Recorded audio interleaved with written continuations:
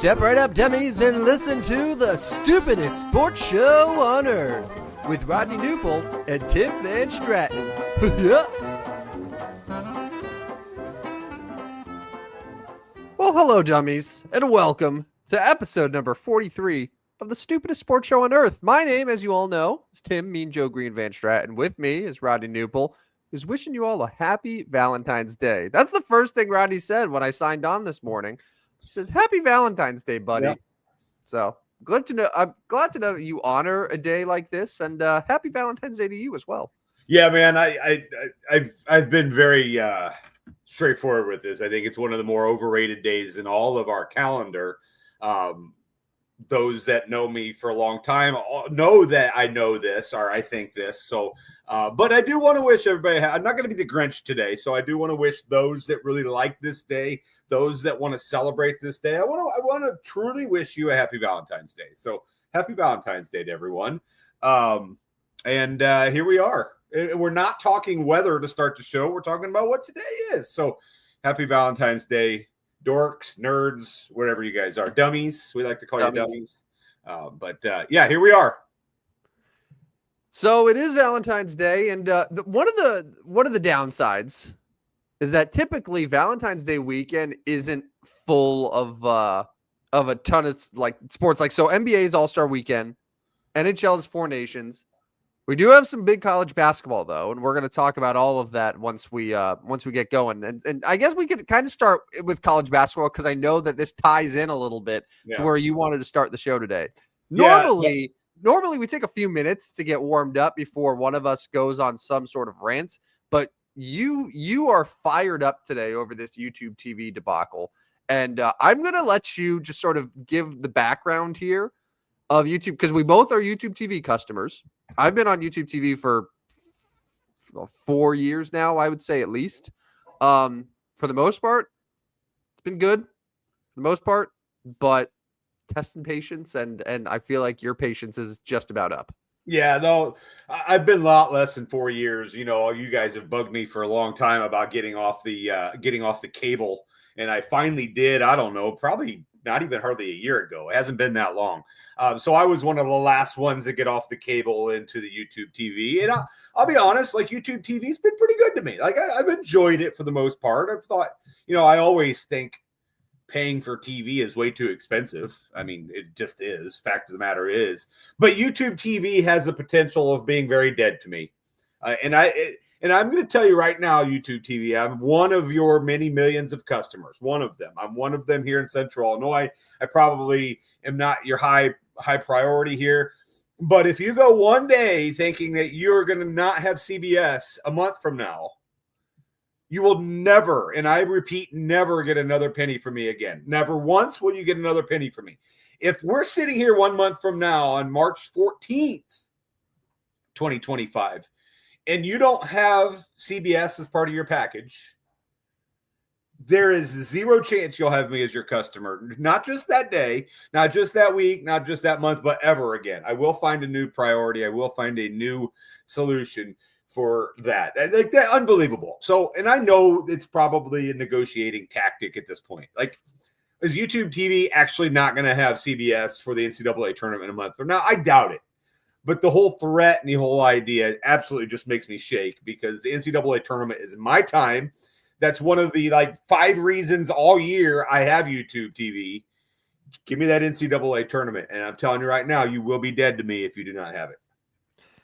Yeah, so a lot of times it is a negotiating tactic. However, I said the same thing with MLB Network a few years ago. Still isn't back. It's probably been 3 years now. The regional sports Bally's / what is it? Are they FanDuel Sports Networks now? Yeah. That had local Cardinals games here in Central Illinois. That's been gone for a few years now. That was supposed to be a negotiating tactic as well. I remember there was one instance, this might have been a year or two ago, where ABC, there was a deal there, and ABC and ESPN very temporarily were lifted. Yeah. And then came back, and it seems like that's been agreed. Like, yes, it is a negotiating tactic, but one, to have this amount of chance, because I think it would end up being somewhere around 22 channels, because it's everything that CBS and Paramount own, which includes Nickelodeon, BET, Comedy Central, MTV, VH1, like not just regular CBS. And there are people that watch like not sports things, believe it or not. I don't hang out with them. This is what I'm told. This is what I'm told that these people exist. Whoa. So it affects a lot, but I think it's the fact that this is happening right now on Valentine's Day.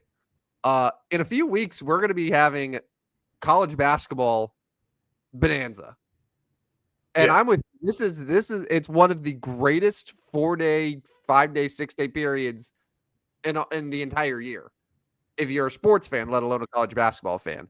And not to mention that you have the Masters a month after the NCAA tournament on CBS as well. Yeah. They got to get this figured out, man. Yeah, you better get this figured out. You got a month to figure this out. Get our channels on. Yeah, I looked through that list of some of those other channels, and I'll be honest, like there's several handfuls that I probably have never turned on and may not even know exist. So I get it. But I was mind blown that you said that people watch something besides sports on YouTube TV. I thought that it was for. Yeah. I thought that's what that TV was for.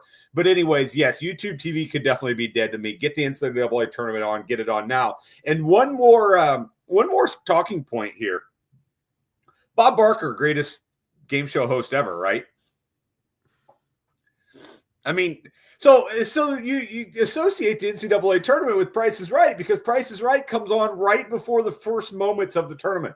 And everybody's got the first moments of the tournament on. Like, of course, it was Greg Gumbel, rest in peace, for the longest time. But, you're getting ready to watch the NCAA tournament on a Thursday, on a Friday. Maybe you worked, maybe you didn't, but you still had it on. I remember teachers would have it on at school back in the day. I don't know if they still do. I don't know if they're allowed to. But Price is Right was on. Bob Barker's on there. Drew Carey just ain't it, bro. He just ain't it. Enough with this Bob Barker thing, man. Enough. This happened. So it's you and one other person in our group chat that just needs to shut up about this whole Bob Barker, Drew Carey thing. Bob Barker has been retired and off the air for 16 years. That's wild. It's over. It's over. Let it go. Let it go. Let it go. Let it go. God, you people. I think it's actually more than that. I think it might be 18 now because I think 2007 is when he signed off the air. And my God, the two of you, Drew Carey sucks. Let it go. That's wild to me. I still remember Bob Barker like it was yesterday, right? Like you turn it on, Bob Barker's not on. Where did he go? That's wild to me. So for perspective here, I only watched Price is Right when I was a kid and when I was sick. Yeah. So I don't think I've watched it even as an adult. Like I know you say you associate it with the NCAA tournament. I don't throw on the TV until 11 o'clock. Like once the games are starting, I don't need to have it on a minute before that. So I don't have any sort of connection to the Price is Right. But the incessant whining about Drew Carey when he's been hosting the show for 18 years is just the most annoying thing in the world to me. Well, you and our friend just need to shut the hell up about it. I guess I just don't understand. Bob Barker's not coming back. The guy's 99 years old, okay? Drew Carey is a more than fine host. Just shut up about it. I guess I just felt over those 18 years Drew Carey should get better at it. Maybe he should be getting better at hosting Price is Right. He's just not. He's just not. What? Okay, so how would you do it? How would you do it then? How would you host The Price is Right in a way that Drew Carey is failing to deliver on? Go ahead. You're such a game show expert. Yeah. Didn't even know that people watch TV that wasn't sports 10 seconds ago, and now you are a game show connoisseur. Well, I don't know. I just wish he was better at it. I just wish he was a better host. I'll have to come up with an agenda on what that means, put a master class together on what that actually means. But rest in peace, Bob Barker. And he's still alive. No, he's not. Yes, he is. Is he really? Yes, he is. You just killed Bob Barker. Then he should be hosting. He's like 99 years old, man. Are you sure he's still alive? Yes. Oh. Who knew? Who knew? Are you sure? Yeah. Are you looking at his Wikipedia page? I'm pretty sure Bob Barker's not alive, my man. I think he died in 2023. Oh shit! Yeah, you're right. Yeah, it was a year ago. It was less than a year. Oh, it was 2 years ago. Less than 2 Yeah. Still. Anyways, Bob Barker, rest in peace. Oh Bob no! Barker. Now I'm the fool. All right, hey, Oh no! we can move on to something else. Oh no! Oh god! Okay. All right. That man, I thought I dunked on you so hard there. And then I turned around. I turned around and blocked it on the rim, and then went Yeah. back and just yacked on you on the other side. No, it was Iguodala going up, thinks that he's gonna seal it right for the Warriors, and then you just LeBron coming in at the last second, Whack, and then bringing it coast to coast. Boof. So the NBA's I still think that you are, even if Bob Barker was a better host than Drew Carey is now. However, I think it's more just the complaining about it when it's been 18 years since Bob Barker's been hosting the show. Let it go. That's more of what my big gripe is. So anyway. So the NBA is off actually until Wednesday. I felt like it used to just be like, you'd get like a few days off. You get like Thursday, Friday, Saturday, Sunday off, and a lot of times you'd get back at it Monday or Tuesday. And I found it interesting. The NBA has one game on Wednesday. That's it. Your Lakers are playing the Hornets on Wednesday. I bet that's because of the fires. Was that the fire game? Yes, that's the makeup. Yep. So I guess that makes sense. And then a decent slate Thursday, Friday, Saturday, Sunday. But anyway, so what I wanted to get to, if the NBA postseason started today, here we go in the Eastern Conference. Here, I'm going to give you the matchup. You're going to give me the winner. Okay. Okay. So if the playoffs started today. Yep. Play-in game, Bulls at Heat. Miami Heat. Play-in game, Hawks at Magic. A meteor. I don't want to watch that. I'll say Orlando. If Orlando has Suggs and Boncaro, if they're healthy, then I'll take Orlando because I feel like Atlanta's just trying to tank. You get a cool matchup here to win the play-in. Wait, no, two of them get play-in, right? Two of them we get it. So the 7-8 winner is automatically in, which I think would be Orlando. So then Atlanta would get Miami. So Miami, who are the 7 and 8 right now? Orlando and Atlanta. Okay. Yeah. So Orlando will win that. So then Orlando will win. So then it's Atlanta or Miami. Yeah, Atlanta at Miami. No. Excuse me. Miami at Atlanta. Atlanta's the 8th seed right now? Yes, they are. Tied with Miami. Wow. Miami. Okay, so here we go. 8-seeded Miami at top-seeded Cleveland. How many games? That series would be over in 5 games. Cleveland Cavaliers advance. 7-seeded Magic at 2nd-seeded Boston. How many games? That would be a clean sweep for the Boston Celtics. Okay. 6-seeded Pistons at 3rd-seeded Knicks. Can we talk about the Detroit Pistons for a second? I mean, real quick second, yeah. First time they've been over 500 at the All-Star break since 2009. And actually only 2 games out of the 4th seed. Pretty good. Not far away there from hosting a series. So 6-seeded Detroit at 3rd-seeded Knicks. Knicks will drop a game, maybe even 2, just depending on tired legs. But Knicks win that series. I'll say Knicks in 5. Okay, 5th-seeded Bucks at 4th-seeded Pacers. Ooh, didn't we see this series last year? Yeah, I feel like that. Yes, and the Pacers won. Yeah, and I think it went to 7, maybe. I think so. Yes. Man, this is a tough one because I want to see how Milwaukee adjusts with their new lineup. They lost Middleton. They got Kuzma in there. I'll say Milwaukee gets revenge. I'll say that's the 7-game series. That's the one that goes long. Okay, so your final 4 in the East: 5th-seeded Bucks at top-seeded Cleveland, 2nd round. Yeah, Cleveland's going to win that one again. Okay, and 3rd-seeded Knicks at 2nd-seeded Boston. It's a fun series, but Knicks can't defend. Yeah, Boston. At least not well enough to contain Boston. It can be high scoring, but Boston should beat them. I'll say that would be a 6-game series.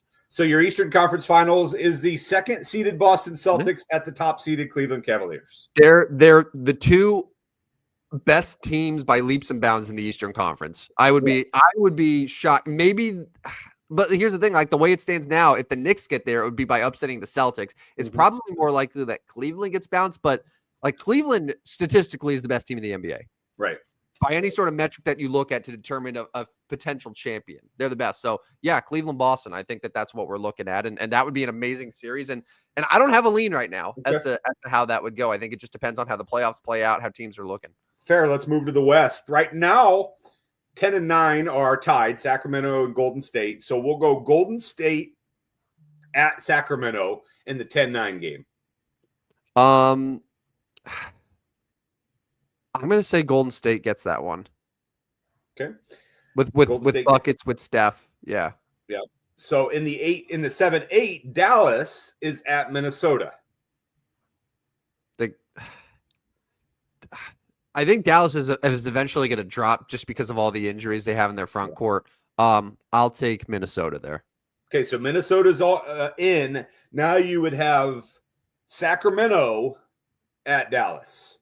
It'd be Golden State. Oh, you took Golden State to beat Sacramento, right? Yeah. Okay, yeah. So Golden State at Dallas to get that final spot.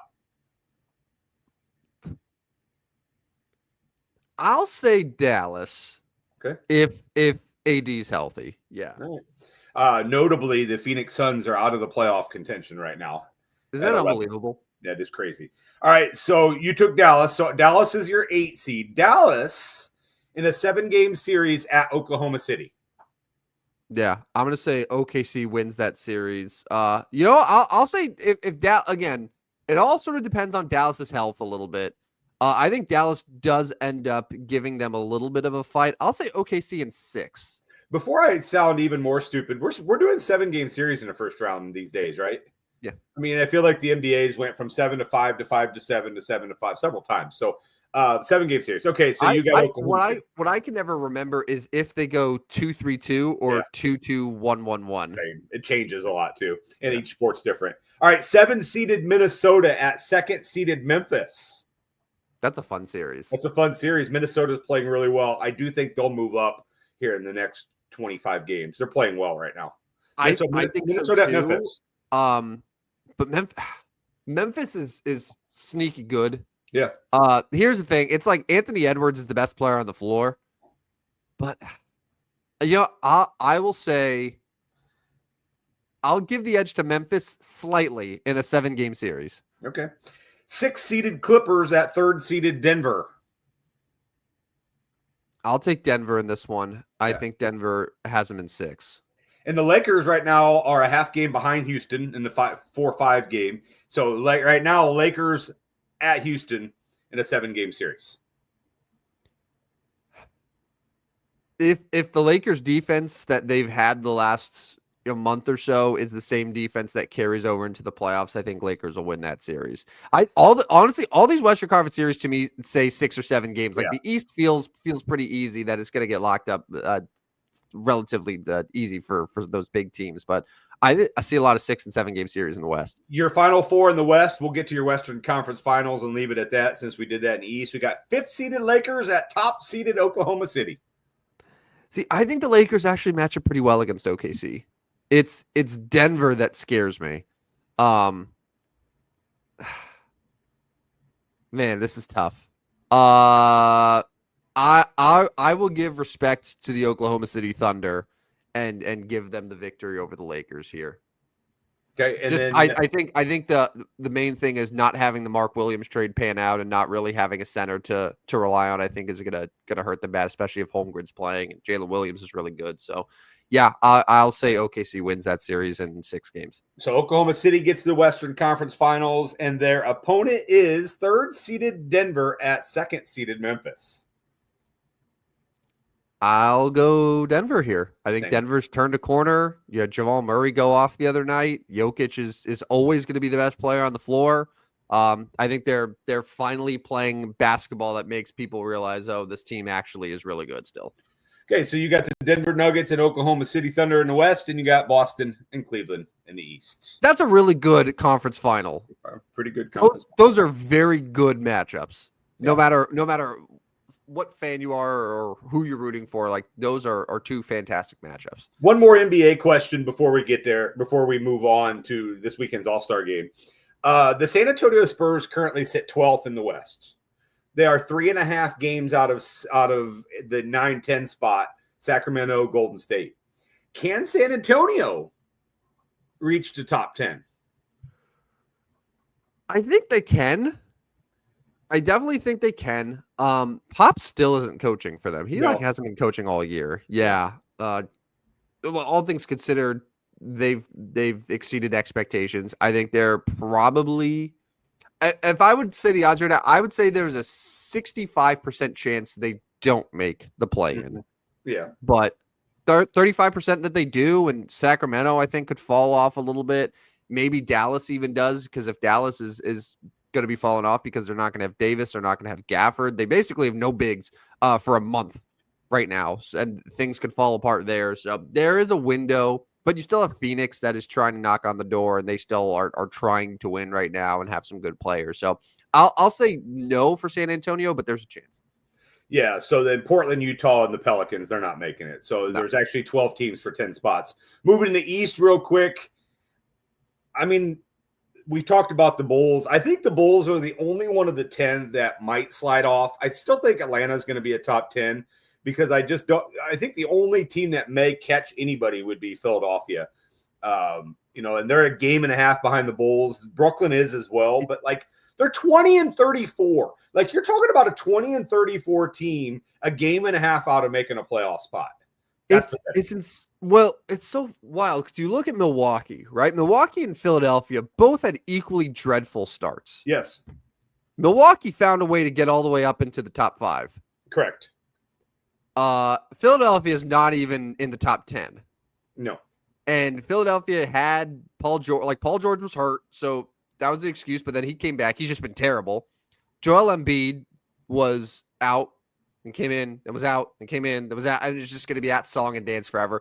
And they lost McCain, who was having a really good year for them. He's out for the year. So I honestly wouldn't be stunned if Philadelphia just doesn't get over the hump and misses the top 10, which would be embarrassing because even still with all those injuries and uncertainties, you would think that they would have enough to be a top 10 team in the Eastern Conference. I mean, just a disaster. Will you tune in this weekend? Speaking of talking about sports, so I'm not an all-star game / weekend hater like several. I can't say that it's a priority for me to watch, but if I'm around and it's on, I turn it on. I don't complain about NBA All-Star not playing defense. Here's the thing: are you at all interested in the new format this year for the All-Stars? I mean, yeah, I think it's interesting. I think it's a good change. It's something to try. We'll see if we like it or not. But what is there? 3 teams, 4 teams? So there's 4 teams. So yes, yeah. Kenny, Chuck, and Shaq all drafted their teams, and they all had a theme too. So Chuck took basically a team entirely of all of the international guys. Yeah. Kenny took a lot of the younger players, like the younger all-stars, your Cade Cunninghams, your Jaren Jacksons, like all these guys. And then Shaq took all of the big legacy LeBron and AD and Kevin Durant and Steph Curry. So I'm sure that was sort of the idea, but that's how they drafted their teams. And then Team Candace, and I think she's the one who has the winner of whoever wins the Rising Stars that we were talking about, like the rookies or the sophomores, which I think would be better was our idea of having all of the snubs create their own all-star team, and then that's how they get in. But yeah, so it's Kenny against Chuck. The winner plays the winner of Shaq versus Candace, and then it's all back to back, and then each game is first team to 40 points. Yeah, I mean, I find it interesting. I find it interesting to see how it's going to work out. I'm looking at Shaq's team now: LeBron, Curry, Tatum, Durant, Dame, Harden, Jaylen Brown, Kyrie Irving. It's like all the legacy all-star guys, and then Chuck went, I think, all but one, just because there weren't any international guys left at the end.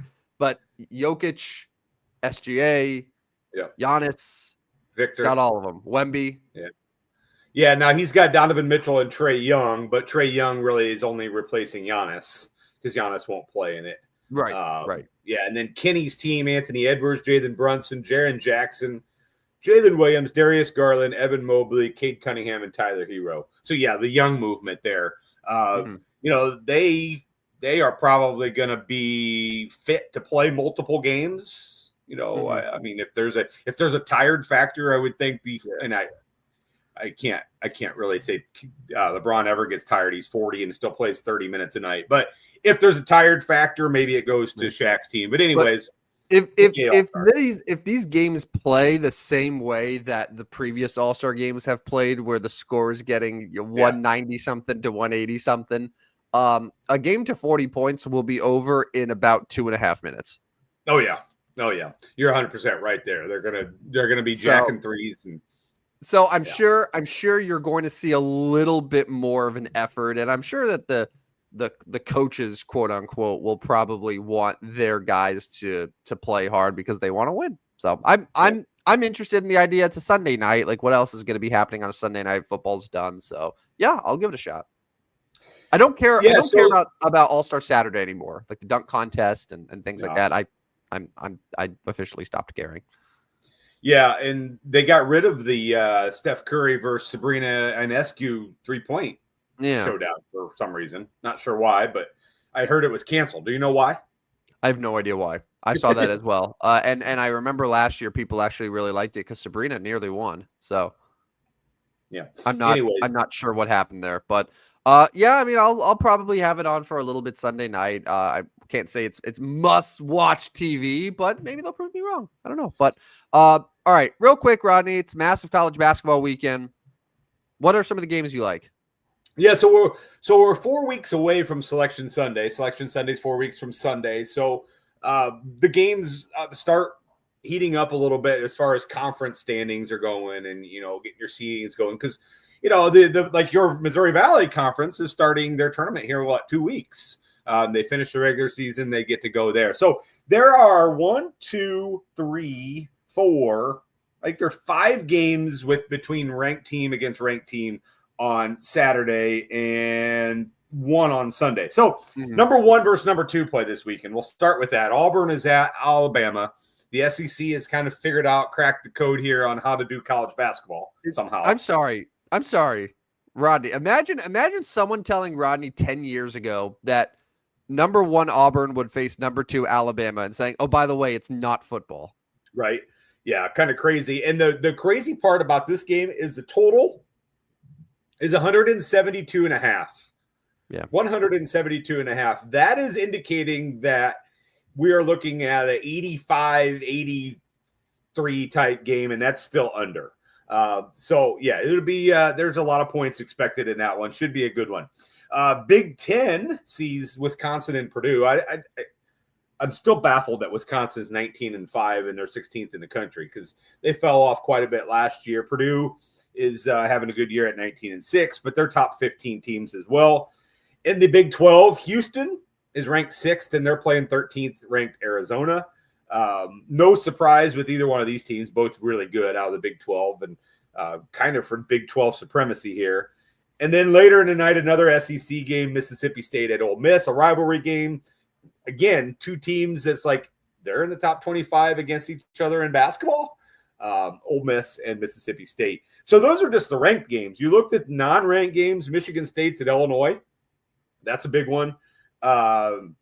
Kentucky's at Texas. I mean, 2 really good programs. Back in the day, this game would be a wild one. Stanford at Duke. That's a conference game, by the way. A conference game, by the way. Why wouldn't it be? Famous Atlantic Coast Conference school, Stanford. Yeah, and if we were talking football, Clemson at Florida State would be a big one as well. But, yeah, a huge weekend of college basketball. And then you move to Sunday. The ranked game is between Creighton, who's ranked 24th right now. And here's something that most people do not realize unless you're really following college basketball closely. St. John's is ranked 9th in the country at 21-4. You know who St. John's head basketball coach is? Is it Rick Pitino? It is Rick Pitino. Yes. Rick Pitino and his Red Storm lead the Big East. They did lose to Villanova earlier this week, but St. John's is 21-4 and leading the Big East. That's a Sunday It's been game. a long time since St. John's was actually relevant in terms of the rankings, hasn't it? It has been. It has been a long time, and it's good for them because. And I always say, they're St. John's based out of New York City, obviously.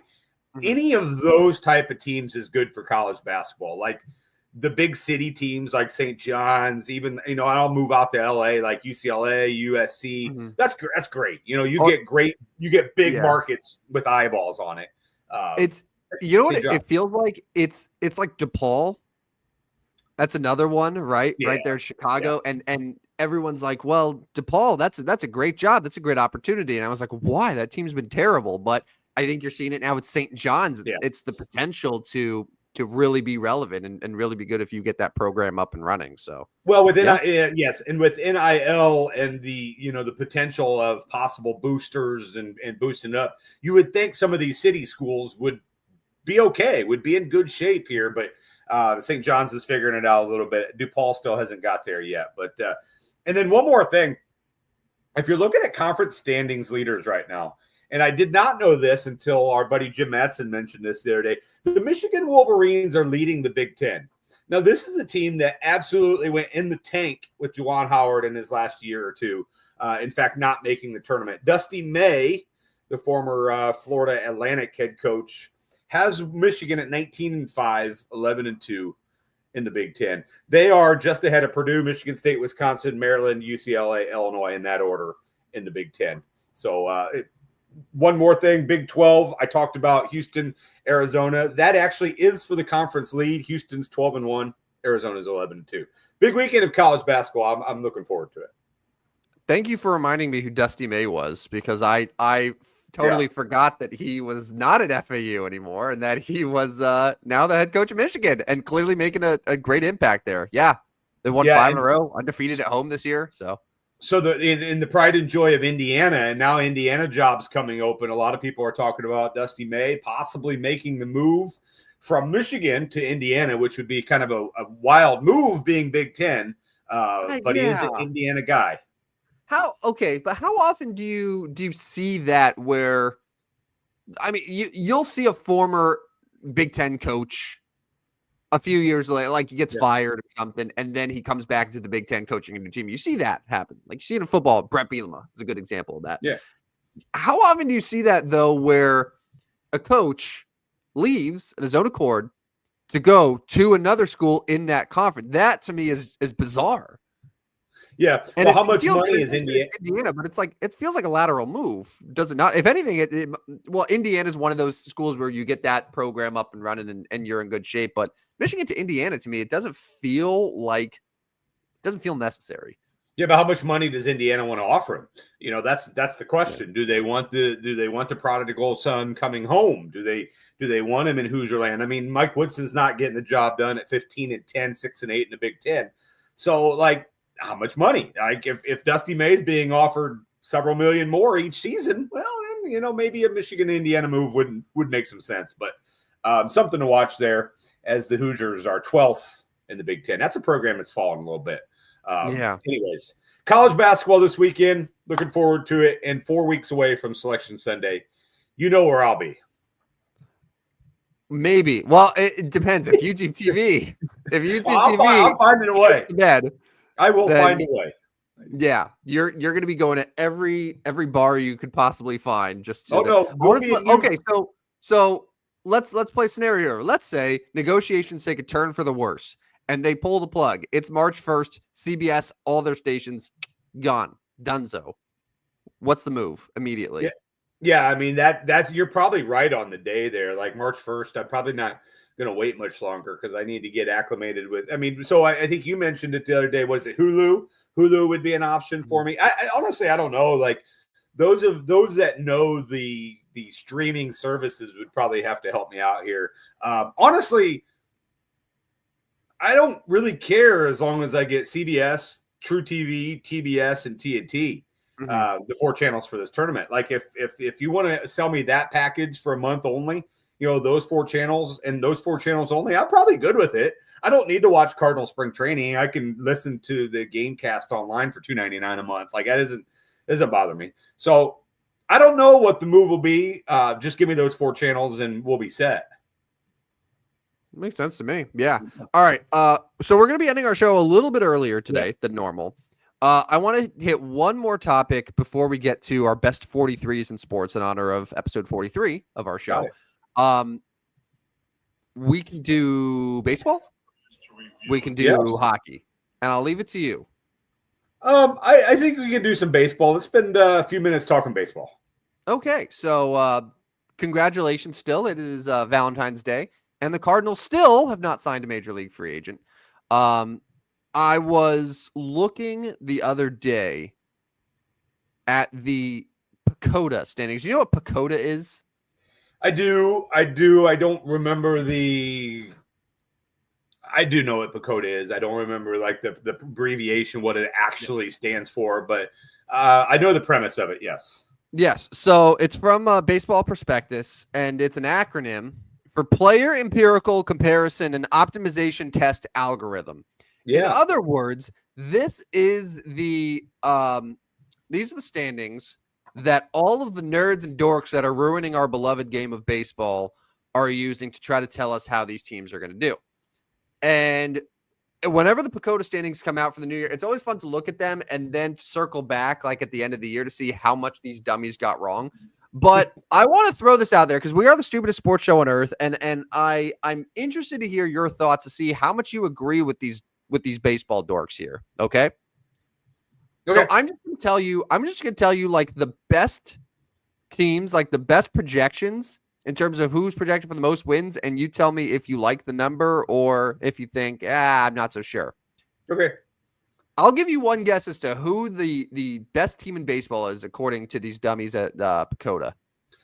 I mean, it's got to be the Los Angeles Dodgers, right? 103.5.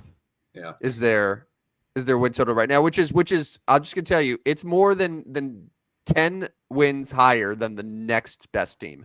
Yeah. I mean, I'm probably comfortable with 105 win for the Dodgers. Number 2. Yeah, go ahead. Number 2 is the Atlanta Braves at 93. I'm still mixed there. I feel like they still have lingering injuries that could get them a slow start, figure out what they're trying to do. 93 seems like a lot for the Braves. I do like the team overall.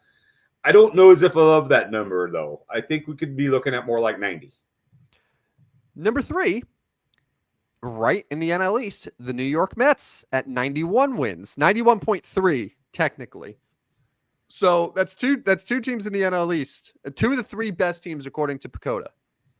Yeah, I mean, Philadelphia's still going to get wins there, and I know you're playing more of a balanced schedule now, so there's an better opportunity for this. Yeah. I'm again right around 90 for them. I think they're going to be good. I know they're going to be good. They kind of had some. I felt like they got some devil magic a little bit towards the end of last year, finding ways to win games and grimace magic. Yes. Yeah, I'm not sure that was sustainable. So I'll go like 90 for them. I mean, Juan Soto's pretty good. Yeah, no, he is. I won't go as far as calling him a bust again, or what did I call him? You said he wasn't a winning player. Yeah, just months after he led the Yankees to a World Series, and years after he won a World Series. Yeah, I probably botched that one. But Bob Barker's dead, so right. No, that's saying like that was your Bob Barker. So yeah. All right. This is where I'm going to lose you here. Number 4, 90.7 wins. The Chicago Cubs, the 4th best team in baseball. Yeah, I can't go there with them. I mean, so Kyle Tucker came in for Cody Bellinger. They added some pitching. Yeah. So Ryan Presley's their new closer. Yeah.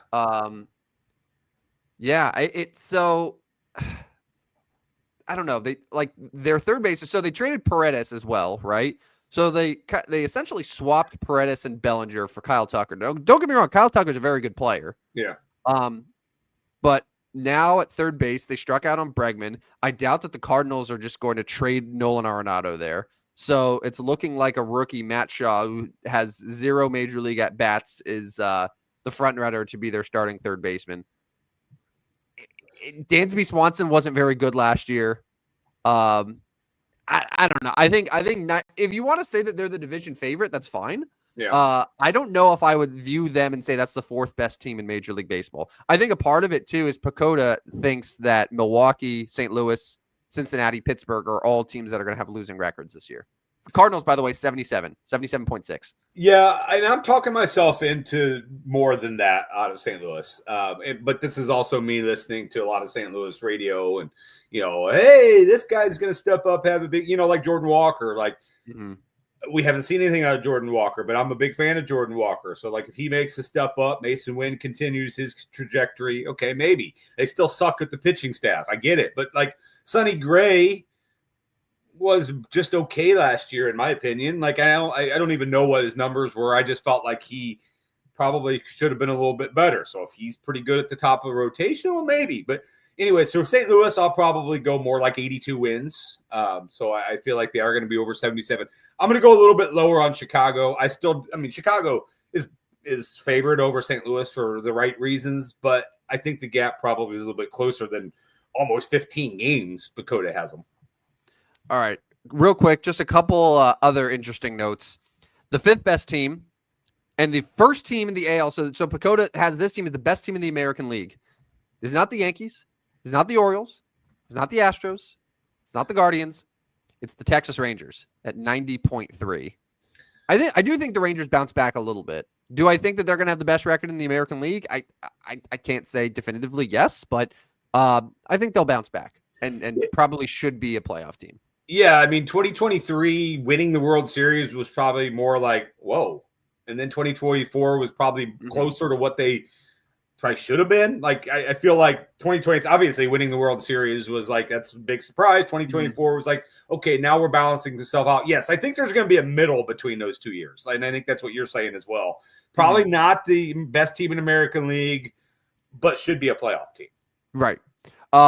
Yankees are at 89. You have Baltimore at 88.5. You have Houston at 87.6. Minnesota at 87.2. So those are some of your teams that are expected to make the playoffs.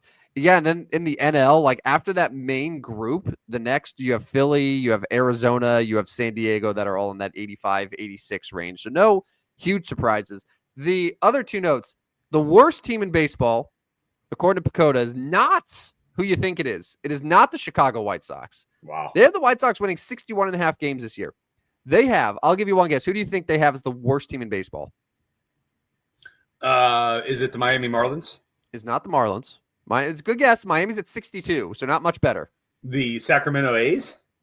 Sacramento, they have it 70, which, by the way, they have it listed as SAC, the abbreviation, and it threw me off. It looks so weird. Oh, yeah, it's always OAK for me, too. And then when they go to LV, it's going to be interesting, too. Like, I'm so confused. Washington Nationals? It is the Colorado Rockies at 54.8. Yikes, that's not good. Yeah, they don't. I couldn't name a half dozen people on the Colorado Rockies, so you're probably right there. And they're a franchise that just keeps finding, like, they can't find themselves out of the hole. Like, they were there, the wild card year and all that, but like, they're not figuring out how to mastermind Coors Field with their pitching. That's for sure. They seem like a rudderless ship. They do. And these standings, by the way, were updated as of today. So they're up to date with all of the signings, despite just signing Alex Bregman and also adding Garrett Crochet and Aroldis Chapman and a couple other pieces this offseason. The Boston Red Sox are only projected to win 80 games, placing them fifth last in the American League East. Which feels, I would take Boston over Toronto and Tampa Bay right now. Same. In order for me, it's probably I'm probably going Yankees, Baltimore, Boston in that order. Probably Tampa, Toronto, 4-5. But a couple of those could probably interchange. Tampa Bay has that consistent devil magic that makes them competitive, even if they're not necessarily good. I don't think Toronto's going to be good at all. I think Toronto's going to have a really bad year. Yeah. So but I agree with you. I think Boston's Pacoda needs to be higher. All right.